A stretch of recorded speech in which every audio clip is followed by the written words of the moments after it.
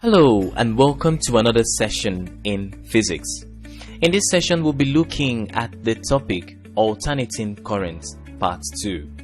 But before that, let us review the previous lesson. Welcome back.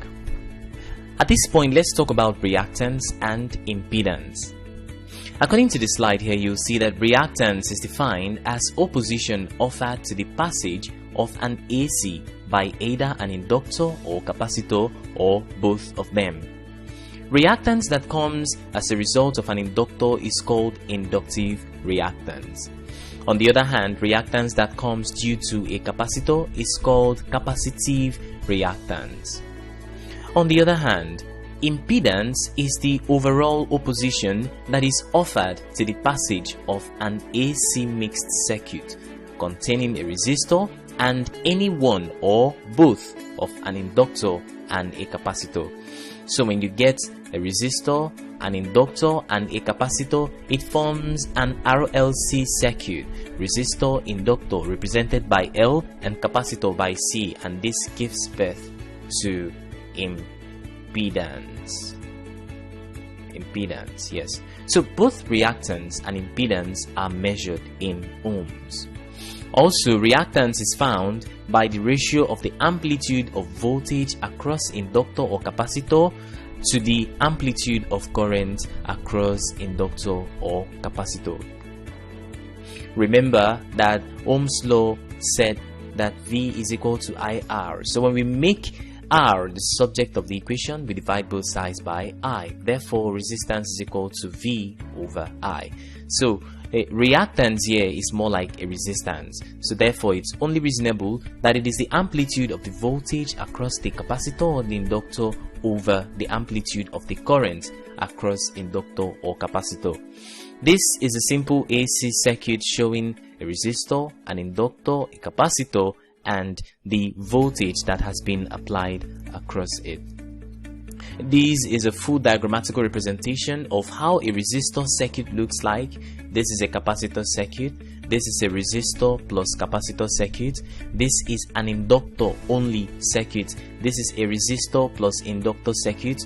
And this is impedance, resistor, inductor, and capacitor circuit, where this sign shows the AC voltage from the AC generator or wall socket. And this shows the resistance or the incandescent light filament represented with R.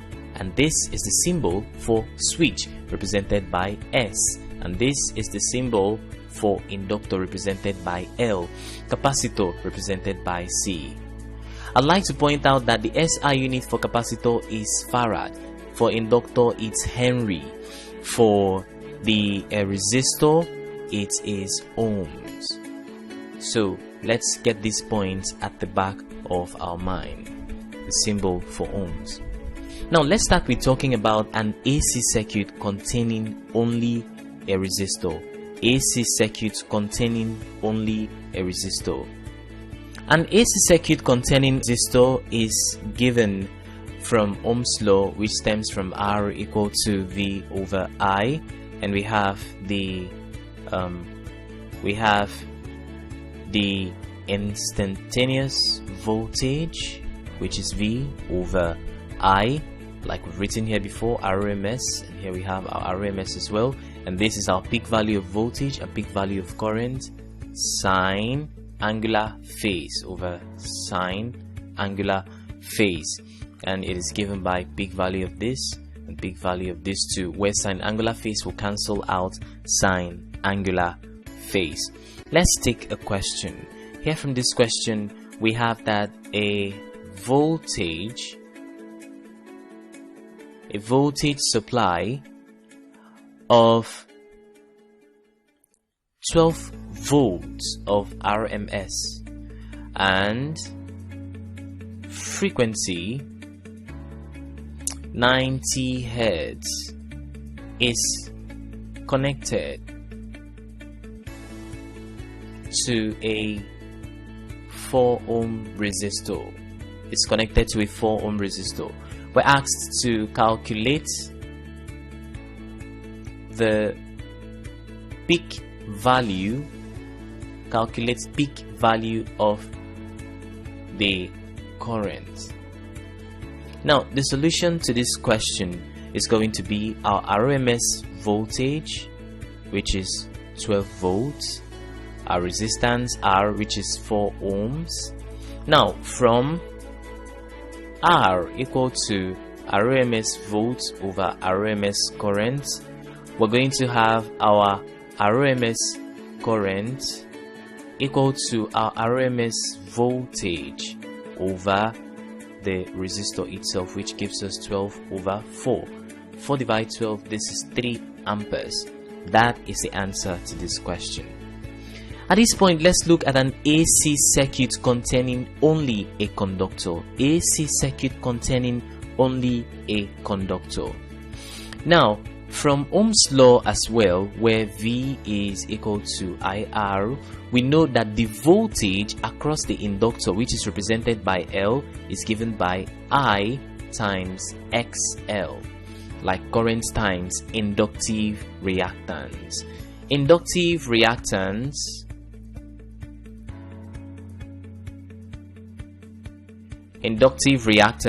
which is XL, is given by peak value of voltage over peak value of current, and is also given by RMS volts over RMS current.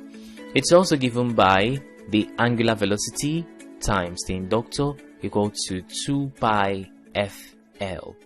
So this is the formula we use to find inductive reactance. So the inductance of an inductor L can be given by voltage across inductor over 2 pi FL, or inductor equal to voltage across inductor over the angular inductance. Now let's take a question here. Let's take a question. The question goes this way. Let's say we have a simple circuit drawn like this, and then we have the inductor connected here, and the value of this inductor is equal to 0.9 Henry. The value of this inductor is 0.9 Henry, and we are told that the frequency of this circuit F is equal to 500 over pi hertz. 500 over pi hertz, and they're asked to find the reactance of the inductor. We're asked to find the reactance of the inductor, which is inductive reactance. So inductive reactance X with subscripted L is given by 2 pi FL. 2 pi FL. So we continue. XL equal to 2 pi times the 500, which is over pi, which is our frequency. We'll multiply it by 0.9, which is the value of the inductance here. So our answer is going to give us something like this: 2 times 500 times 0.90, which is equal to 900 ohms. And that is the answer to this question. At this point, let's look at an AC circuit containing only a capacitor. Also, from Ohm's law, we know that V is equal to IR. I want you to notice how everything is hinged or based on Ohm's law. So the voltage across the capacitor, which is VC, is equal to current times capacitive reactance. Capacitive reactance XC. But if it is XL, it is inductive reactance. So capacitive reactance XC is given by the RMS voltage over the RMS current, equal to 1 over, this is 1 over the angular capacitance, which is also equal to 1 over 2 pi FC. Now from VC, voltage across capacitor equal to the current times capacitive reactance, and the capacitive reactance equal to 1 over 2 pi FC. The capacitance of a capacitor C can now be given as 1 over 2 pi FVC, where VC is the voltage across the capacitor, or capacitance equal to 1 over the angular velocity times the voltage across the capacitor. Now let's see that we have a question like this. The question says, at what frequency would a capacitor of 2.5 microfarads used in a radio circuit have a reactance of 250 ohms? This is the question. Now the solution to the question is that we have our capacitive reactance, which is equal to 1 over 2 pi fc. But before that, let's see what and what we have to help us find the answer to this question. First of all, let's try to find our capacitors. Our capacitors here, the capacitance is given as C equal to 2.5 microfarad. And when we're talking about C equal to 2.5 microfarad, we simply mean 2.5 times 10 raised to the power minus 6 farads, because micro means times 10 raised to the power minus 6. And then already they told us that the capacitive reactance is 250 ohms. So we're asked to find the value of the frequency. So therefore, from this equation, our frequency, making f the subject of the equation, is going to become 1 over 2 pi capacitance times the capacitive reactance. So we continue to solve. F equal to 1 over 2 pi times 2.5 times 10 raised to the power minus 6 times the capacitive reactance, which is 250. It gives us 1 over pi times 1250 times 10 raised to the power minus 6, which gives us 1 times 10 raised to the power 6, because the law of indices states that when this subtraction sign to the power, the negative index, when it goes up, it becomes positive. So we have pi left underneath, and we multiply it by 1250. This now gives us f as equal to 1 million. 10 raised to the power 6 is 1 million. 1 million over pi times 1250, and when you divide everything, it's going to give you 800. You divide 1 million by 250, you will get 800 over pi hertz.